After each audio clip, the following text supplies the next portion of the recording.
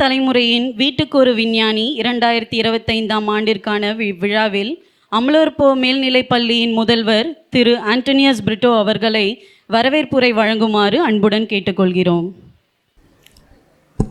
So wish you all a very happy morning, my dear children who have come here to take your participation. And my best wishes to you all. And I take this opportunity to welcome all the guide teachers, the parents, the judges who are about to judge your participation. And above all, I am very happy that Pudhiya Thalaimurai has given this continuous opportunity to Amalorpo family on behalf of the founder and the senior principal, Sri S. L. Uduswamy sir. It's my great pleasure to thank Pudhiya Thalaimurai for having given this opportunity for the 13th time. And today, this auditorium is enlightened. This auditorium is graced. And we students and teachers are very much blessed to have a very great personality in the midst of us. He is none other than a very eminent personality, a senior scientist, a very simple, noble man, a man of very big gratitude, a man who wants to always interact with students, and he has so many adjectives which I can keep on giving about our chief guest, none other than Dr. V. Dilli Babu. It's my great pleasure to welcome him on behalf of my founder, senior principal, on behalf of you children and the entire teaching fraternities. Please welcome, sir. Let's all give a very big hand to welcome our senior scientist, Dr. V. Dilli Babu, sir. Children, I'm not sure whether you could have seen a scientist in your lifetime. You're all very young children. Every child should have an aspiration. உங்கள் மனசுக்குள்ள பலவிதமான கனவுகள் இருக்கும். உங்கள் ஒவ்வொருத்தவங்களையும் கூப்பிட்டு நீ என்ன ஆகணும், ஃப்யூச்சரில் என்ன ஆக போகிறீங்க அப்படின்னு கேட்டிங்கனாக்கா, நான் டாக்டர் ஆகணும், இன்ஜினியர் ஆகணும், சயின்டிஸ்ட் ஆகணும், ஒரு ஏரோஸ்பேஸ் இன்ஜினியர் ஆகணும் அப்படின்னு சொல்லிட்டு ஒவ்வொரு பிள்ளைங்களுக்கும் ஒரு கனவு இருக்கும். அதில் யாருக்கு சயின்டிஸ்ட் ஆகணும் கனவு சொல்ல முடியுமா? Can you raise your hands? Those who want to become a scientist, can you raise your hands? Yeah, very good children. Congratulations to you and best wishes to you. And today you have a very big opportunity. We have a man of inspiration, Dr. V. Dilli Babu. And today, if you really want to be an aspirant of a scientist, he is there to guide you. How can you become a scientist? He has not only come here as a chief guest, he has come here to interact with you students during this inauguration. So my dear children, on behalf of everyone, I once again feel grateful and pride to welcome Sir Dr. V. Dilli Babu for this 13th edition of வீட்டுக்கு ஒரு விஞ்ஞானி that is being conducted by Pudhiya Thalaimurai. இந்த நிகழ்வானது 13 வருஷத்துக்கு முன்னாடி அறியோம் அப்படின்னு சொல்லிட்டு இந்த ப்ரோக்ராம் முதல்ல சவுத் இந்தியாவில் ஆரம்பித்த முதல் கேம்பஸ் இதுதான். 13 வருஷத்துக்கு முன்னாடி புதிய தலைமுறையுடைய பலவிதமான ப்ரோக்ராம் நீங்கள் பார்த்துருப்பீங்க. எல்லா ப்ரோக்ராம்லேயும் முதன்மையான ஒரு ப்ரோக்ராம் எதுன்னு கேட்டிங்கனாக்கா வீட்டுக்கு ஒரு விஞ்ஞானி. பலவிதமான ப்ரோக்ராம் புதிய தலைமுறை இன்றைக்கி அவங்க சேனல் 24 hours பண்ணுறாங்க. ஆனாலும் நிறைய ப்ரோக்ராம் நடுவில் அவங்க டிஸ்கார்ட் பண்ணிட்டாங்க. ஆனாலும் இன்று வரைக்கும் கல்வியில் ஒரு மிக சிறந்த ஒரு ப்ரோக்ராமை கண்டினியூ பண்ணுறாங்க அப்படின்னாக்கா வீட்டுக்கு ஒரு விஞ்ஞானி. கான்செப்டே பார்த்தீங்கன்னாக்கா நல்ல ஒரு அழகான பெயர். ஒரு வீட்டுக்கும் ஒரு டாக்டர் வேணும்னு சொல்லி இன்றைக்கி பெற்றோர் விருப்பப்படுறாங்க. ஒரு பிள்ளைங்களும் டாக்டர் ஆகணும் விருப்பப்படுறீங்க. ஆனாலும் புதிய தலைமுறையுடைய எண்ணம் எப்படி இருந்துச்சு அப்படின்னாக்கா ஒரு வீட்டுக்கும் ஒரு விஞ்ஞானி வேணும். காரணம் ஒரு கிரியேட்டிவ் திங்கிங் வேணும் அப்படின்னு நினச்சி தான் 13 வருஷம் சிறப்பான முறையில் இந்த ப்ரோக்ராம் ஆனது பயணித்துக்குது. Hats off to Pudhiya Thalaimurai. Let's give a very big hand for Pudhiya Thalaimurai for continuing this program for the 13th year. For the 13th year. இந்த ப்ரோக்ராம்லேருந்து பலவிதமான விஞ்ஞானிகள் உருவாயிருக்கிறாங்க. 13 தடவை இந்த அரங்கத்திலிருந்து சிறந்த விஞ்ஞானிகளை உருவாக்கணுன்ற பெருமை அமலோற்போம் கல்வி குழுமத்துக்கு உண்டு. அது இல்லாமல் போன வருஷம் ஜூனியர் லெவலில் சவுத் ஜோன் லெவல் நடந்த காம்படிஷனில் சார் தான் பார்ட்டிசிபேட் பண்ணாங்க சீஃப் கெஸ்டாக. அதில் மிக முக்கியமானது பாண்டிச்சேரிக்கு முதலிடத்தம் கிடைத்ததுன்றது மிகப்பெரிய பெருமை. பாண்டிச்சேரிக்கு தான் ஜூனியர் லெவலில் முதலிடம் கிடைத்தது மிக மிக பெருமை. அதிலும் மிக மிக பெருமை அமலோற்போம் பள்ளி கிடைத்ததுன்றது மிக்க மிக்க பெருமை. ஸோ எதுக்காக நான் சொல்ல வரேனாக்கா, உங்கள் பயணம் இதோடு முடிந்து போக கிடையாது. புதிய தலைமுறை உங்களை ஒரு பெரிய இடத்துக்கு கொண்டு போக போகிறாங்க. ஆக it's a very nice platform, a very good platform.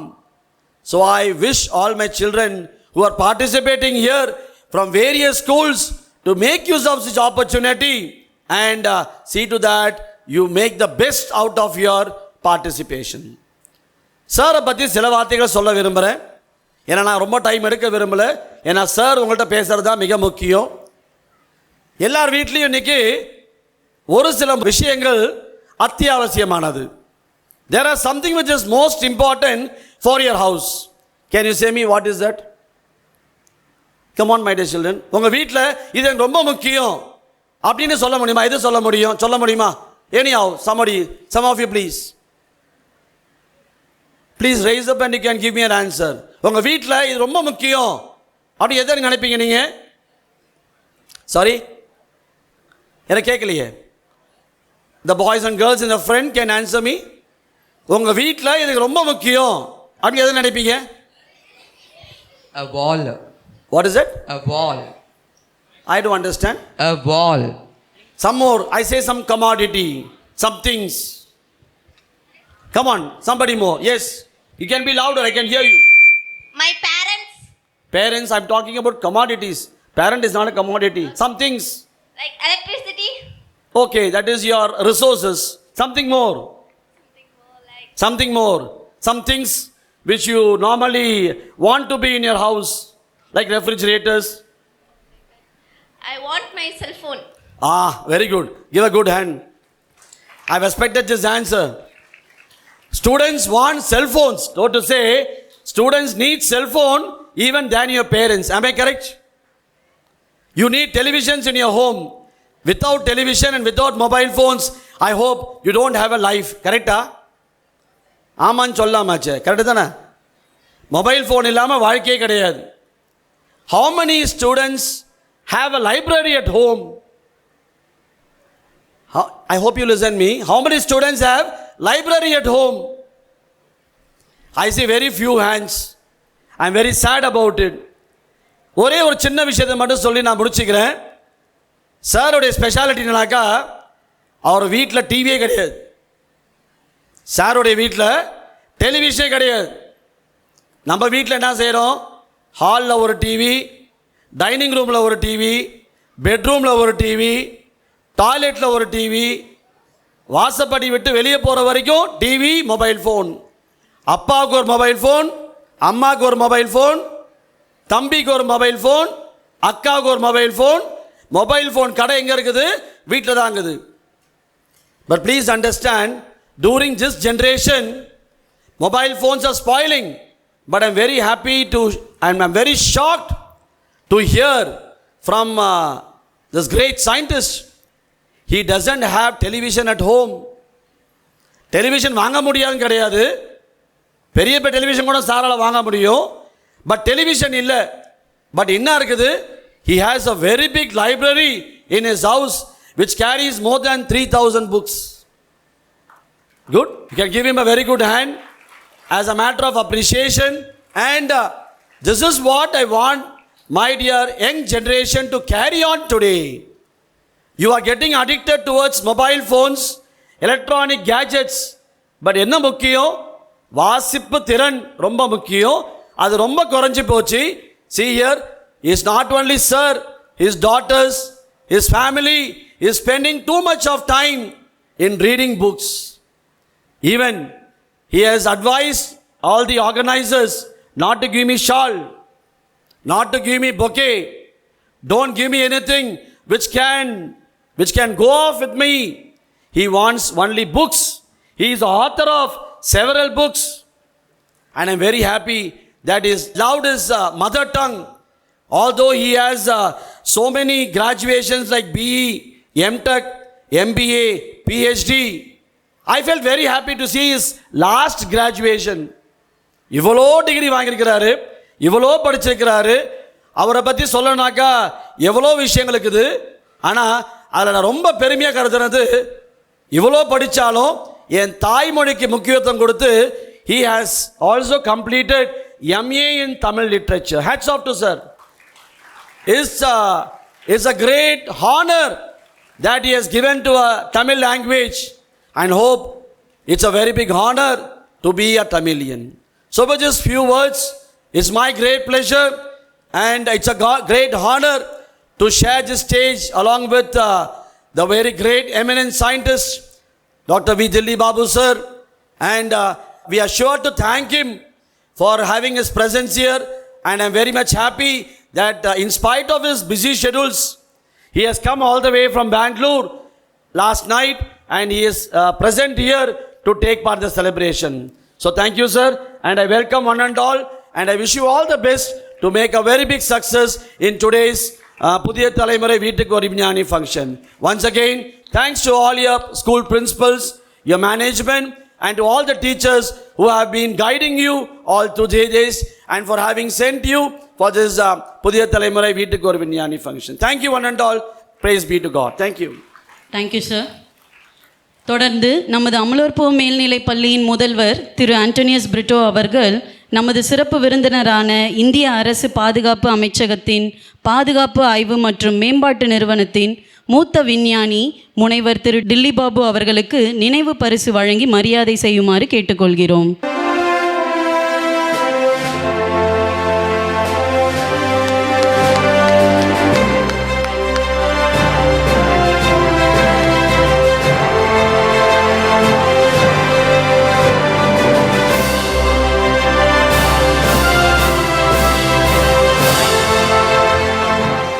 இப்பொழுது இந்திய பாதுகாப்பு அமைச்சகத்தின் பாதுகாப்பு ஆய்வு மற்றும் மேம்பாட்டு நிறுவனத்தின் மூத்த விஞ்ஞானி முனைவர் திரு டில்லி பாபு அவர்களை மாணவர்களுக்கு சிறப்பு உரை வழங்குமாறு அன்புடன் அழைக்கிறோம். எங்கள் வாழ்வும் எங்கள் வளமும் மங்காத தமிழென்று சங்கே முழங்கு என்று பாடிய கவிஞனின் வரிகளோடு அறிவியல் வாசனையோடு என் அன்பின் வாழ்த்துக்களை தெரிவித்துக் கொள்கிறேன்.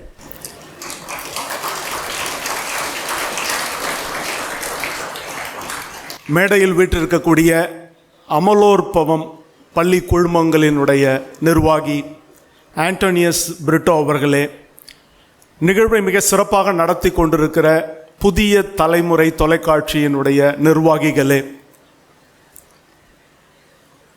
இந்த நிகழ்வில் பங்கேற்க வந்திருக்கக்கூடிய பல்வேறு பள்ளிக்கூடங்களினுடைய இருபால் ஆசிரியர் பெருமக்களே, பெற்றோர்களே, நடுவர்களாக பங்கேற்க இருக்கக்கூடிய துறை சார்ந்த வல்லுநர்களே, நெஞ்சு நிறைய நம்பிக்கைகளோடும் கண்கள் முழுக்க கனவுகளோடும் இன்று வெற்றி பரிசு எனக்குத்தான் என்று மிகுந்த நம்பிக்கையோடு வந்திருக்கிற என் இதயத்திற்கு அருகில் உட்கார்ந்து கொண்டு ஓயாமல் தொடர்ந்து கைதட்டி கொண்டே இருக்கக்கூடிய என் அன்பு மாணவ மாணவிகளே,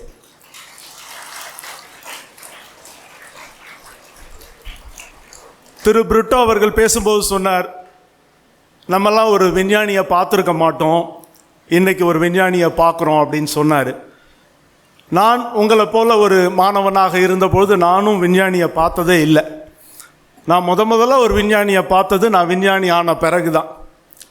அப்படிப்பட்ட வாய்ப்பு எனக்கு கிடைக்கவில்லை. உங்களுக்கு பல துறை சார்ந்த விஞ்ஞானிகளை நேரடியாக மேடையில் கொண்டு வந்து உங்களோடு உரையாடுவதற்கும் கலந்துரையாடுவதற்குமான வாய்ப்புகளை புதிய தலைமுறை தொலைக்காட்சியும் அமலோற்பவம் கல்வி குழுமமும் உங்களுக்கு ஏற்படுத்தி இருக்கிறது. அவர்களுக்கு நாம் நன்றியை தெரிவித்துக் கொள்கிறோம். நீங்கள்லாம் விஞ்ஞானியை பார்க்குறீங்க, ஆனால் எனக்கு மிக மிக அருமையான தருணம் இது. நீங்கள்லாம் ஒரே ஒரு விஞ்ஞானியை தான் பார்க்குறீங்க, நான் நூற்றுக்கணக்கான விஞ்ஞானிகளை பார்த்து கொண்டிருக்கிறேன். அதுலேயும் ஒரே அரங்கத்தில் இவ்வளவு எண்ணிக்கையிலான விஞ்ஞானிகளை பார்ப்பதற்கு கடவுள் எனக்கு ஒரு வாய்ப்பை கொடுத்திருக்கிறார். அதற்கு நான் நன்றி தெரிவித்துக் கொள்கிறேன். முன்னாடிலாம் ஒரு விளம்பரம் பண்ணுவாங்க அரசாங்கத்திலிருந்து, வீட்டுக்கு ஒரு மரம் வளர்ப்போம் அப்படின்னு ஒரு விளம்பரம் இருந்தது. அந்த வீட்டுக்கு ஒரு மரம் வளர்ப்போம் என்கிற விளம்பரம் கொஞ்சம் கொஞ்சமாக மாறி வீட்டுக்கு ஒரு விஞ்ஞானியை வளர்ப்போம் என்கிற ஒரு முன்னெடுப்பாக புதிய தலைமுறை மிக அற்புதமான இந்த செயலை தொடர்ந்து பல ஆண்டுகளாக 13வது ஆண்டாக இன்று நடத்தி வருகிறது. ஆக இப்படிப்பட்ட அறிவியல் சார்ந்த புதிய தலைமுறையை வளர்க்கக்கூடிய புதிய தலைமுறைக்கு நாம் கரங்களை தட்டி வாழ்த்துக்களை சொல்லுவோமா?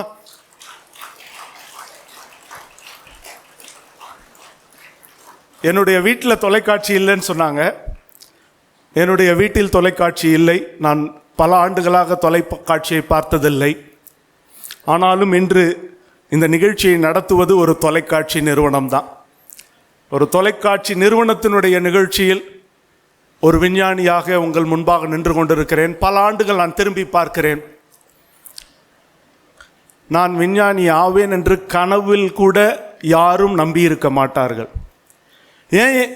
ஏன் எனக்கு தொலைக்காட்சி பார்ப்பதில் ஆர்வம் இல்லை என்றால், நான் மிக வறுமையான குடும்பத்திலிருந்து வந்தவன். மிக ஏழ்மையான குடும்பத்தில் வடசென்னையின் ஒரு குடிசை பகுதியில் பிறந்து வளர்ந்த மாணவன் நான். ஏன் டிவி இல்லைன்னா, எங்கள் வீட்டில் கரண்ட் இல்லை. மண்ணெண்ணெய் விளக்கில் தான் நான் 10ஆம் வகுப்பு பாடத்தை படித்தேன். மண்ணெண்ணெய் விளக்கில் தான் நான் 12ஆம் வகுப்பு பாடத்தை படித்தேன். மண்ணெண்ணெய் விளக்கில் தான் நான் பொறியியல் கல்லூரி 1ஆம் ஆண்டு வரைக்கும் படித்தேன்.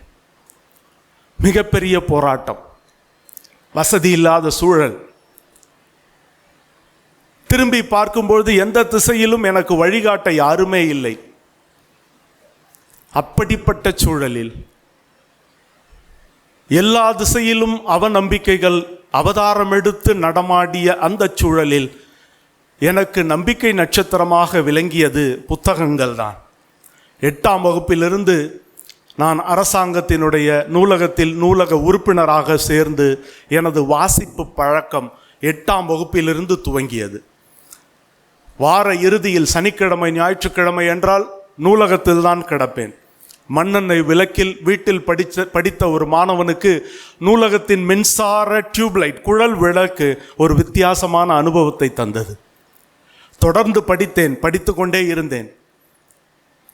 எழுத்தாளர் ஜெயகாந்தன் அவர்கள் அவருடைய ஒரு புத்தகத்தில் சொல்வார், படித்தேன் மண்டை வீங்கும் அளவுக்கு படித்தேன் என்று சொன்னார். எனக்கு இப்படிப்பட்ட பல வாசகங்கள் உற்சாகத்தை தந்தன. பாண்டிச்சேரியை சேர்ந்த கவிஞர், புரட்சி கவிஞர் பாரதிதாசன் அவர்கள் காலையில் படி, கடும்பகல் படி, மாலை இரவு பொருள்படும்படி நூலை படி என்றார். அதை என்னுடைய இன்ஜினியரிங்கில் என்னுடைய நோட்டு புத்தகத்தோட முதல் பக்கத்தில் அதை எழுதி வச்சுருந்தேன். காலையில் படி, கடும்பகல் படி, மாலை இரவு பொருள்படும்படி நூலை படி. நான் விஞ்ஞானியானதற்கான காரணம் ஒரு புத்தகம்தான். அதனால்தான் என் வீட்டில் தொலைக்காட்சிக்கு பதில் 3000 புத்தகங்களை வைத்திருக்கிறேன். எந்த புத்தகம் அப்படின்னா, என்னுடைய பட்டப்படிப்பை முடித்துவிட்டு பிடெக் இன் மெக்கானிக்கல் இன்ஜினியரிங் முடித்துவிட்டு ஒரு மத்திய அரசு நிறுவனத்தில் பொறியாளராக பணியாற்றி இருந்தேன். அந்த பயிற்சி கூடத்தில் அங்கே இருக்கக்கூடிய நூலகத்தில் ஒரு நூலை நான் பார்த்தேன். வழக்கமாக புத்தகத்தை நம்ம புரட்டுவோம் இல்லையா, இந்த புத்தகம் என்ன புரட்டி போட்டுச்சு. அந்த புத்தகத்தை எழுதிய எழுத்தாளர் டாக்டர் APJ அப்துல் கலாம் அவர்கள். அந்த புத்தகத்தினுடைய தலைப்பு அக்னி சிறகுகள். அந்த புத்தகத்தை படிக்கும்போது நான் சயின்டிஸ்ட் கிடையாது, விஞ்ஞானி இல்லை. அந்த புத்தகத்தை படிக்கும்போது நான் மத்திய அரசினுடைய ஒரு இளம் பொறியாளர். அந்த புத்தகத்தின் ஒவ்வொரு பக்கமும் என் வாழ்க்கையின் அன்றாடங்களின் மேல் ஆதிக்கம் செலுத்த ஆரம்பித்தது. பல் துலக்கும் போது, நடக்கும்போது, கிளாஸில் உட்கார்ந்துருக்கும் பொழுது, காலையில் வாக்கிங் போகும்போது அந்த புத்தகத்தினுடைய பக்கங்கள் என்னோடு பேச ஆரம்பித்தது. இப்படி ஒரு மனிதர் ரத்தமும் சதையுமாக இந்த உலகத்தில் வாழ்ந்து கொண்டிருக்கிறார். மிக எளிய பின்புலத்திலிருந்து புறப்பட்டு வந்த ஒரு கால் சட்டை சிறுவனால் மொத்த உலகத்தையும் தன்னை நோக்கி திரும்பி பார்க்க செய்ய முடிந்ததெனில், வடசென்னையின் குடிசை பகுதியில் பிறந்து வளர்ந்த என்னாலும் சாதிக்க முடியும். இதற்காக நான் படிக்க ஆரம்பித்து லட்சக்கணக்கான பேர் எழுதிய நுழைவுத் தேர்வில் மிக கடினமான பொறியியல் துறையில் மிக கடினமான நுழைவுத் தேர்வை கொண்ட நிறுவனம் டிஆர்டிஓ. டிஆர்டிஓ நிறுவனத்தில் சேர்வதற்கு நீங்கள் பொறியியல் அல்லது எம்எஸ்சி படித்திருக்க வேண்டும் அல்லது எம்பிபிஎஸ் படித்திருக்க வேண்டும். அது முடித்த பிறகு பொறியியல் படித்தவர்கள் கேட் என்ற ஒரு எக்ஸாம், கிராஜுவேட் ஆப்டிடியூட் டெஸ்ட் இன், அந்த தேர்வில் தேர்ச்சி பெற்றிருக்க வேண்டும். அந்த தேர்வில் தேர்ச்சி பெற்றவர்கள் மட்டும்தான் டிஆர்டிஓ பணிக்கு விண்ணப்பிக்க வேண்டும். அப்படி விண்ணப்பித்தவர்களுக்கு டிஆர்டிஓ ஒரு தேர்வை நடத்தும். அப்ஜெக்டிவ் டைப் தேர்வு கிடையாது, டிஸ்கிரிப்டிவ் தேர்வை நடத்தும். நீங்கள் பக்கம் பக்கமாக எழுதணும். பிறகு அதில் தேர்வு பட்டவர்களுக்கு ஒரு இன்டர்வியூ, நேர்முக தேர்வு. அதில் தேர்ச்சி பெற்றால் நீங்கள் இராணுவ விஞ்ஞானி ஆகலாம். இப்படி லட்சக்கணக்கான இந்திய இளைஞர்களும் யுவதிகளும் எழுதிய சயின்டிஸ்ட் என்ட்ரன்ஸ் டெஸ்ட் என்கிற விஞ்ஞானி நுழைவு தேர்வில் எழுதி தமிழகத்திலிருந்து 7 பேர் தேர்வு செய்யப்பட்டார்கள். நான் பிறந்து வளர்ந்த சென்னையிலிருந்து 2 பேர் தேர்வு செய்யப்பட்டார்கள். அந்த 2 பேரில் மண்ணெண்ணெய் விளக்கில் படித்த நானும் ஒருவன் என்பதை போதுமான பணிவுடன் இந்த மேடையில் பதிவு செய்து கொள்ள விரும்புகிறேன். என்னுடைய அப்பா அடிக்கடி சொல்வார், போராட்டம் இல்லாமல் யார் ஆட்டமும் முடிவதில்லை, போராடிக்கொண்டே இருங்கள். நிறைய போராட்டம் வரும். வறுமை ஒரு போராட்டம், வழிகாட்டுதல் இல்லை என்பது போராட்டம், என்னால் படிக்க முடியலையேன்றது போராட்டம், கவன சிதறல் ஒரு போராட்டம். போராட்டம் இல்லாமல் யாராட்டமும் முடிவதில்லை. அப்படி பல போராட்டங்களை சந்தித்து எதிர்நீச்சல் போட்டு மோதி மிதித்து விடு பாப்பா, முகத்தில் உமிழ்ந்து விடு பாப்பா என்று முன்னேறி வந்தவன் தான். பலர் முன்னேறி இருக்கிறார்கள். அவர்களில் ஒரு பிரதிநிதியாக, ஒரு இராணுவ விஞ்ஞானியாக உங்கள் முன்பாக நின்று கொண்டிருக்கிறேன். உங்களுடைய அன்றாட வாழ்க்கையில், பள்ளிக்கூட வாழ்க்கையில், இதர் முடித்த பிறகு நீங்கள் செல்ல இருக்கக்கூடிய கல்லூரி வாழ்க்கையில், அது முடித்த பிறகு நீங்கள் செல்ல இருக்கக்கூடிய உங்கள் கனவு வாழ்க்கையில் பல தடைக்கற்கள், பல போராட்டங்கள் வரலாம். தொடர்ந்து முன்னேறுங்கள். உங்கள் கனவை நோக்கி நீங்கள் காலடி எடுத்து வைத்து தொடர்ந்து முன்னேறி வெற்றி கோட்டை பிடிக்க உங்களை வாழ்த்துகிறேன். டிஆர்டிஓ நிறுவனம் புதுமை செய்கிற நிறுவனம். சமீபத்தில் ஊடகங்களில் எல்லாம் பார்த்திருப்பீர்கள், எல்லையில் நடந்த தாக்குதல்களில் கூட டிஆர்டிஓ நிறுவனத்தினுடைய நமது ஆயுதங்கள், நமது தொழில்நுட்பங்கள் மிக துல்லிய தாக்குதலுக்கு பயன்படுத்தப்பட்டு தேசத்தை காக்கும் நேச பணிகளில் நமது இராணுவ விஞ்ஞானிகள் தொடர்ந்து இரவும் பகலும் ஆய்வுக்கூடங்களில் களமாடி வருகிறார்கள். நான் ரொம்ப வருஷத்துக்கு பிறகு இமயமலை ஏற்ற பயணத்தில் போயிருந்தேன். எவ்வளோ உயரம் மலை ஏறினேன் அப்படின்னா 14,000 அடி உயரம், 14,000 feet. அங்கே நானும் என்னுடைய குழுவினரும் தொடர்ந்து ஏறிக்கொண்டிருந்தோம். பல நாட்களாக நாங்கள் தொடர்ந்து ஏற வேண்டும். சில நேரங்களில் முகாம்களில் தங்கி மறுபடியும் ஏற வேண்டும். இப்படி தொடர்ந்து ஏறக்குறைய 7-8 நாட்கள் இமயமலை சாகச பயணத்தில் நான் இருந்தேன். அங்கே இந்த உயரமான இடத்தில் 14,000 அடி உயரத்தில் எவ்வளோ தெரியுமா வெப்பநிலை? -10 டிகிரி. நம்ம வீட்டில் ஃப்ரிட்ஜ் இருக்கு இல்லையா, குளிர்பதன பெட்டி, அதில் ஃப்ரீசர் இருக்கு இல்லையா, ஃப்ரீசரில் எவ்வளோ இருக்கும்? ஏறக்குறைய -15. நாங்கள் -10 டிகிரியில் இருந்தோம். இப்போ டென்ட் அடித்து நம்ம அங்கே தங்குறோம், ஒரு கூடாரத்தில் தங்குறோம். எப்படின்னா ஃப்ரீசருக்குள்ளே ஒரு பெட்டு போட்டு தூங்கினா எப்படி இருக்குமோ அப்படி ஒரு சூழ்நிலை. நானும் அங்கே இருந்தேன். என்னுடைய மனதுக்குள் ஒரு கவிஞன் எழுந்து உட்கார்ந்து கொண்டு, டெல்லி பாபு, நீ உன் வாழ்வின் உன்னதமான நிமிடங்களில் வாழ்ந்து கொண்டு இருக்கிறாய். ஏனென்றால் ரொம்ப உயரமான இடத்துல இருக்கும். ஆனால் என்னன்னா நண்பர்களே, குளிர்னா குளிர், அவ்வளவு குளிர். அங்கே மேலே செல்ல செல்ல ஆக்சிஜனுடைய அளவு குறைவு. இந்த அரங்கத்தில் இருக்கக்கூடிய ஆக்சிஜனை விட அங்கே ஏறக்குறைய 40% ஆக்சிஜன் குறைவு. அதனால் மூச்சு இழுக்க ஆரம்பிக்கும். எங்களுக்கு என்ன பண்ணாங்கன்னா, நாங்கள் தூங்குறதுக்கு வசதியாக ஸ்லீப் பேக், உறக்க பையன் தமிழில் சொல்லலாம், ஸ்லீப் பேக் கொடுத்தாங்க. எத்தனை பேர் ஸ்லீப் பேக் பார்த்துருக்கீங்க? சில பேர் பார்த்துருக்கீங்க. பார்க்காதவங்களுக்கு பிளேசர் வாங்கும்போது உங்களுக்கு ஒரு பேக் கொடுப்பாங்க, பார்த்துருக்கீங்களா? ஹேங்கர் போட்டு பிளேசர் இருக்கும், அதை ஜிப்பு போட்டுக்கலாம். ஸ்லீப் பேக்ன்றது அதே மாதிரி தான். ஒரே வித்தியாசம், கோட்டுக்கு பதிலாக நீங்கள் உள்ளே போயிட்டு ஜிப்பு போட்டுக்கணும். எனக்கும் ஸ்லீப் பேக் கொடுத்தாங்க. அது 3 அடுக்கு கனமான பாதுகாப்பு அம்சம் கொண்டது. அதில் உங்களுக்கு குளிர் தாக்காது. நானும் உள்ளே படுத்துக்கிட்டு ஜிப்பு போட்டேன். என்ன நினச்சேன், ரொம்ப கதகதப்பா உலகத்தின் உச்சாணியில் ஓர் இரவை கழிக்க போகிறோம். ஜிப்பு போட்டு கொஞ்ச நேரத்தில் என்ன நடந்திருக்கோம், மூச்சு முட்ட ஆரம்பிச்சது. மூச்சு முட்டுனா என்ன பண்ணுவீங்க நீங்கள்?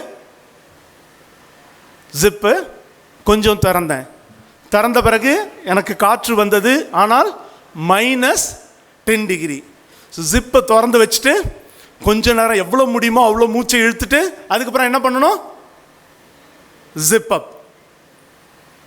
எல்லார்கிட்டையும் சொல்லுவேன், நான் 14,000 அடி உயரத்தில் தங்கியிருக்கேன் தெரியுமா. ஆனால் 14,000 அடி உயரத்தில் நண்பர்களே, அந்த இரவு முழுவதும் நான் என்ன செய்து கொண்டிருந்தேன் தெரியுமா? தூங்கவே முடியல. ஜிப் அப் ஜிப் டவுன், ஜிப் அப் ஜிப் டவுன், அவ்வளோதான், விடிஞ்சிருச்சு. நான் தங்கினது ஒரே ஒரு இரவு. அதை விட 14,000 அடியை விட உயரமான உலகத்தின் மிக உயரமான போர்க்களம் இந்தியாவில் தான் இருக்குது தெரியுமா. ஏறக்குறைய 20,000 அடி உயரத்தில் இருக்கக்கூடிய சியாச்சின் பனிப்பாறை தான் உலகத்தின் உயரமான போர்க்களம். நான் ஒரு நாளைக்கு ஜிப் அப் ஜிப் டவுன் பண்ணிட்டு இருந்தேனே, 365 நாட்களும் கனமான ஆயுதத்தை ஏந்தி தேசத்தை காவல் காத்து கொண்டிருக்கிற இராணுவ வீரர்களையும் வீராங்கனைகளையும் நினைத்து பாருங்கள்.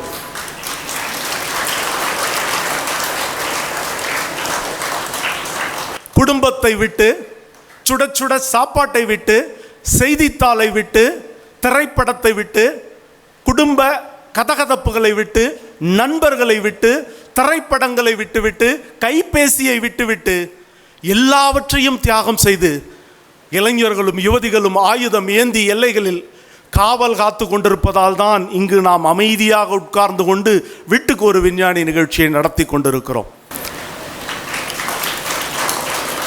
அப்படி அவர்கள் சந்திக்கிற பிரச்சனைகள் நிறைய. அதில் ஒரே பிரச்சனை, நாங்கள் எப்படி ரொம்ப சுவாரஸ்யமாக, எப்படி புதுமையாக யோசித்து அதை நாங்கள் தீர்த்து வைத்தோம் என்பதைத்தான் சுருக்கமாக உங்களிடம் பகிர்ந்து கொள்ள விரும்புகிறேன்.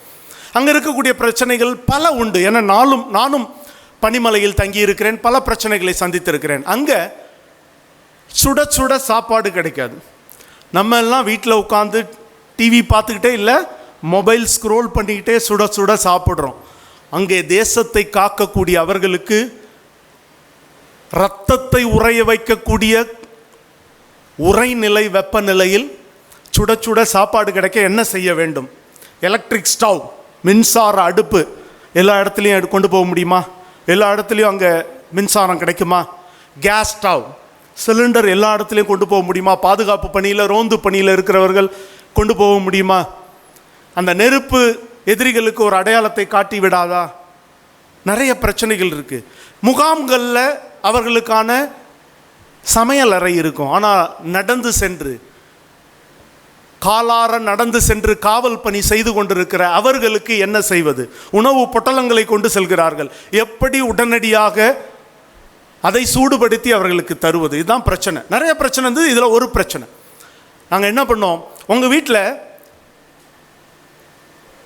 துணி துவைக்கிற அந்த சலவை பவுடரை சலவை தூளை தண்ணியில் கரைக்கும் போது கையில் ஒரு உஷ்ணம், ஒரு வெப்பத்தை உணர்வீங்க பார்த்தீங்களா? இதை நம்ம அறிவியல் பூர்வமாக சயின்ஸ் டீச்சருக்கெலாம் தெரியும், எக்ஸோதெர்மிக் ரியாக்ஷன் என்று சொல்வீங்க. தமிழில் வெப்ப உமிழ் வினை. வெப்பத்தை அது உமிழ்கிறதா, ரொம்ப அற்புதமாக தமிழில் சொல்லியிருக்காங்க, வெப்ப உமிழ் வினை. நாங்கள் என்ன பண்ணோம், நீங்கள் ஹைஸ்கூலில் படித்த இந்த 2 மார்க் கொஷினுக்கான இந்த பதில் தான் உயரங்களில் பனிமலையில் இராணுவ வீரர்களுக்கு உணவை சூடாக்க பயன்படுத்தப்படுகிற தொழில்நுட்பம். ரொம்ப சிம்பிள், ஸ்டூடெண்ட்ஸ் பாஷையில் சொல்லணுன்னா சப்ப மேட்ரு. என்ன பண்ணோம் அப்படின்னா, ஒரு கவர், ஒரு உரை, அந்த உரைக்கு உள்ள ஒரு வேதிப்பொருள் வச்சுருப்போம். அந்த உரைக்கு வெளியே இன்னொரு உரை இருக்கும். அந்த உரையினுடைய 2 பக்கத்துலேயும் இடம் இருக்கும், நீங்கள் உணவு பாக்கெட்டுகளை வைத்துக்கொள்ளலாம். அந்த உரையினுடைய உள் பக்கத்தில் ஒரு வேதிப்பொருள் இருக்கிறது, அது கூட இன்னொரு வேதிப்பொருள். இந்த வெப்ப உமிழ்வினைன்னா ஒன்றும் இல்லை, ரொம்ப சிம்பிளாக என்னென்னா, 2 வேதிப்பொருள்கள் சேரும்பொழுது அங்கே வெப்பம் உண்டானால் அதற்கு வெப்ப உமிழ்வினை. When there is a contact between two chemical substances, if there is a generation of heat, that is called exothermic reaction. அப்போ நாங்கள் உள்ள ஒரு அந்த சென்டர் பவுச்சில் ஒரு கெமிக்கல் வச்சுருக்கோம். அந்த சென்டர் பவுச்சோட ஓப்பனிங் ஒரு வாய்ப்பகுதி இருக்கும். அதில் இரண்டாவது கெமிக்கல்ன்ற ரொம்ப பெரிய வேதிப்பொருளாக இருக்கு இல்லை, தண்ணி, நம்ம குடிக்கிற நீர். அந்த நீரை அந்த வேதிப்பொருளோடு ஊற்றும் பொழுது கெமிக்கல் ஏ கெமிக்கல் பி சேர்ந்து there is a generation of thermal energy. அங்கே வெப்பம் உருவாகும்.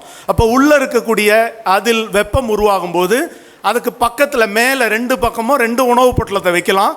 அந்த வெப்பம் இந்த உணவு பொட்டலத்தை சூடாக்கும். அப்போ 20,000 அடி உயரத்தில் கூட இராணுவ ஜவான் அந்த உணவு பொட்டலத்தை எடுத்து கட் பண்ணிட்டு எடுக்கும்பொழுது சுட சுட சப்பாத்தி கிடைக்கும், சுட சுட சிக்கன் பிரியாணி சாப்பிடலாம், சுட சுட சாப்பிடலாம். இங்கே நீங்கள் கேட்கலாம், என்ன சார் தண்ணி ஊற்றுறீங்க இல்லையா, 2வது வேதிப்பொருளா, -10 டிகிரியில் தண்ணி உறைஞ்சி போயிடாதா? அதுக்காக நாங்கள் என்ன பண்ணுறோம், ஒரு சின்ன கேப்சியூல் கொடுக்குறோம். அதில் ஆன்டி ஃப்ரீசன்ட், உறைந்து போகாத ஒரு பொருளை கலந்து நீர் அதில் தருகிறோம். அது வெப்பநிலையில் அந்த உறைநிலையில் கூட உறைந்து போகாது, நீராகவே இருக்கும். இது எல்லாம் சேர்ந்து ஒரே பாக்ஸில் வரும். ஒவ்வொரு இராணுவ வீரரும் இதை கொண்டு போகலாம். இப்படி ஒரு சிறிய ஒரு ஸ்கூலில் 2 மார்க் கேள்விக்கான பதில் இன்று நமது இராணுவ வீரர்களுக்கும் வீராங்கனைகளுக்கும் சுட சுட உணவு பரிமாறி கொண்டிருக்கிறது. ஆக நாம் ஆயுதங்களை தயாரிக்கிறோம், போர் ஆயுதங்கள், பேராயுதங்கள், ஏவுகணைகள், கடல் ஏவுகணைகள், இராணுவ டேங்க், போர்க்கப்பல்கள் என்று பல இராணுவ தொழில்நுட்பங்களை நாம் உருவாக்கினாலும் நமது இராணுவ விஞ்ஞானிகள் சமையல் வேலையிலும் ஈடுபட்டிருக்கிறார்கள். பல ரெடி டு ஈட் என்கிற உடனடி உணவுப் பொருட்களை நாம் உருவாக்கி இருக்கிறோம். வெள்ளம், புயல், பூகம்பம் நேரத்திலெல்லாம் விமானப்படை விமானம் மூலம் உணவு வழங்கப்பட்டதுன்னு கேள்விப்பட்டிருக்கீங்க இல்லையா? அந்த உணவு பொட்டலத்தினுடைய தொழில்நுட்பம் இராணுவ விஞ்ஞானிகள் உருவாக்கியது. அப்படிப்பட்ட உணவு பொட்டலங்கள் மைசூரில் இருக்கக்கூடிய DRDO ஆய்வகத்தில் தான் உருவாக்கப்பட்டு விமானப்படையின் விமானங்கள் மூலம் தேசத்தின் பல பகுதிகளுக்கும் கொண்டு செல்லப்பட்டு விநியோகிக்கப்படுகின்றன. ஆக கல்யாண சமையல் சாதம் என்று கேட்டிருப்பீர்கள். நாங்கள் செய்வது விஞ்ஞான சமையல் சாதம். இப்படி பல தொழில்நுட்பங்களை நாம் செய்திருக்கிறோம். இங்கிருந்து இப்போது விண்வெளியில் இருந்து கொண்டிருக்கக்கூடிய இந்திய விண்வெளி வீரர் கூட DRDO விஞ்ஞானிகள் உருவாக்கிய உணவு பொட்டலங்களை சுமந்து சென்றிருக்கிறார் என்கிற நற்செய்தியையும் பகிர்ந்து கொண்டு, போராட்டம் இல்லாமல் யார் ஆட்டமும் முடிவதில்லை, போராடி கொண்டே இருங்கள். எளிய ஒரு தத்துவம் மிகப்பெரிய பிரச்சனையை தீர்க்கும். உங்களை சுற்றி பாருங்கள், தேசத்தின் குடிமக்கள் நாள்தோறும் பல பிரச்சனைகளின் ஊடாக நடந்து செல்கிறார்கள். அவர்களுக்கான அந்த பிரச்சனைகளுக்கான தீர்வுகள் உங்கள் மூலையில் இருக்கிறது. நீங்கள் வீட்டின் ஒரு மூலையில் உட்கார்ந்து கொண்டிருக்காமல் வெளியே வந்து உங்களுடைய புதுமையான சிந்தனைகள் அந்த குதிரைகளை ஓடவிட்டு பொதுமக்களினுடைய அன்றாட பிரச்சனைகளை தீர்க்கக்கூடிய பல தொழில்நுட்பங்களை, பொறியியல், அறிவியல், தொழில்நுட்ப படைப்புகளை நீங்கள் பொதுவெளியில் படைத்தளிக்க வேண்டும் என்று உங்களை நான் கேட்டுக்கொள்கிறேன். இன்று மிக ஆர்வமோடு இந்த வீட்டுக்கு ஒரு விஞ்ஞானி நிகழ்ச்சியில் களமாட வந்திருக்கிற உங்கள் அனைவருக்கும் எனது வாழ்த்துதல்கள். நான் மறுபடியும் உங்களை இன்று சாயங்காலம் சந்திப்பேன். அதில் பலர் வெற்றி பெற்றிருப்பீர்கள், பரிசு பெறுவீர்கள். வெற்றி பெறாத உங்களுக்கு இதைவிட பல பரிசுகள் எதிர்காலங்களில் காத்திருக்கும் என்கிற நம்பிக்கையை விதைத்து உள்ளுக்குள் ஒழுகின்ற உங்கள் கற்பனைகள் உயிர் பெறுக, சொல்லுக்கு சிக்காத உங்கள் சொப்பனங்கள் மெய்ப்படுக என்று வாழ்த்தி விடைபெறுகிறேன். நன்றி, வணக்கம். வாழ்க்கை என்பது போராட்டம்தான். ஆனால் கடின உழைப்பிருந்தால் எதையும் வென்றிடும் நம் கரங்கள் என்று எதிர்கால வாழ்க்கையை பற்றி ஓர் ஊன்றுகோலை இங்கு இளையோர் மனதில் விதைத்த பாதுகாப்பு அமைச்சகத்தின் மூத்த விஞ்ஞானி முனைவர் திரு டில்லிபாபு அவர்களுக்கு எங்களின் மனமார்ந்த நன்றிகளை தெரிவித்துக் கொள்கிறோம். தொடர்ந்து புதிய தலைமுறையின் துணை மேலாளர் திரு முத்துக்குமார் அவர்களை நன்றியுரை வழங்குமாறு மேடைக்கு அழைக்கிறோம். அனைவருக்கும் வணக்கம். புதிய தலைமுறை சார்பாக இது நாங்கள் 13வது வருஷமாக ஒரே இடத்துல பண்ணுறோன்ற ஒரு பெருமிதத்தோடு நான் இந்த தகவலை உங்கள் எல்லாருக்கூடையும் பகிர்ந்துக்கிறேன். நிறைய இடங்களில் நாங்கள் நிறைய டிஸ்ட்ரிக்டில் கிட்டத்தட்ட 40 மாவட்டம்னு சொல்லலாம், அத்தனை இடங்களில் பண்ணுறோம். ஆனால் தொடர்ந்து 13 வருஷமாக ஒரே இடத்துல பண்ணுறோன்ற ஒரு பெரிய பெருமை அமலோற்பவம் பள்ளிக்கு மட்டும்தான் உண்டு. இது புதிய தலைமுறைக்கும் அமலோற்பவத்துக்கும் உள்ள ஒரு பெரிய பந்தம்னே கூட சொல்லலாம். புதிய தலைமுறை சார்பாக நாங்கள் கேட்டபோது எங்களுக்கு உடனே இதுக்கான இடம் கொடுத்து இதுக்கான சகல வசதியும் செய்து கொடுத்த பெரியவர் திரு லூர்துசாமி ஐயா அவர்களுக்கும் தற்போது பிரின்சிபலாக இருக்கிற மிஸ்டர் ஆண்டோனியஸ் பிரிட்டோ சார் அவர்களுக்கும் நான் ஒரு ஃபோனில் ஒரு கோரிக்கை தான் வச்சேன் டெல்லி பாபு சாருக்கு. சார் இந்த மாதிரி இவ்வளோ மாணவர்கள் இருக்காங்க சார், இங்கே வந்து பிள்ளைங்க முன்னாடி நீங்கள் கலந்துக்கணும், உங்களை பார்த்து இன்னும் பல பேர் இது மூலிமா உத்வேகம் அடைவாங்க, இது மூலிமா இன்னும் பல விஞ்ஞானிகள் உருவாவாங்கன்னு சொல்லி கேட்டிருந்தேன். கேட்ட அடுத்த ஒரு மேக்ஸிமம் ஒரு 5 நிமிஷத்துக்குள்ளேயே அடுத்த கால் வந்தது எனக்கு, இந்த மாதிரி நான் கலந்துக்கிறேன்ப்பா, நீங்கள் அடுத்த வேலைகளை ஸ்டார்ட் பண்ணுங்கன்னு சொல்லிட்டு. ஸோ அந்த அளவுக்கு மாணவர்களோட தொடர்ந்து பயணிக்கணும்னு விருப்பப்படுற டெல்லி பாபு ஐயா அவர்களுக்கும் புதிய தலைமுறை சார்பாக எங்களது நன்றிகளை தெரிவித்துக் கொள்கிறோம். நானும் மேடையில் ஒரு முக்கியமான விஷயம் பகிர்ந்துக்கிறேன். எனக்கு நானும் ஒரு பள்ளி காலத்தில் இருந்தபோது எனக்கு முன்னாடி ஸ்டேஜில் பேசின ஒருத்தவங்க ஒரு வாசகம் ஒன்று சொன்னாங்க. மிகப்பெரிய உலகத்திலேயே மிகப்பெரிய படுகொலை எதுன்னு சொல்லுங்கள் அப்படின்னு சொல்லி கேட்டாங்க. எங்கள் எல்லாருக்கும் பதில் தெரியல. அவர் எங்கள்கிட்ட பகிர்ந்துக்கிட்ட ஒரு விஷயம், நல்ல புத்தகத்தை வாங்கி அதை படிக்காமல் அவங்க ஷெல்ஃப்லேயே அலங்காரத்துக்கு வைக்கிறது தான் அப்படின்னு சொல்லி ஒரு வாசகம் ஒன்று சொன்னாங்க. அதையே நான் இந்த இடத்துல பகிர்ந்துக்கிறேன். புத்தகத்தை வாசிங்க. நீங்கள் எப்போல்லாம் புத்தகத்தை நோக்கி உங்களோட கரங்கள் உயருதோ அப்போ உங்களை தீய செயலிலிருந்து நீங்கள் விலக்கப்படுவீங்க. நிறைய நன்மைகள் உங்களுக்குள்ளேயே உருவாகும். அது நம்ம நாட்டுக்கும் இந்த உலகத்துக்குமே கூட நன்மை பயக்கும். நன்றி, வணக்கம்.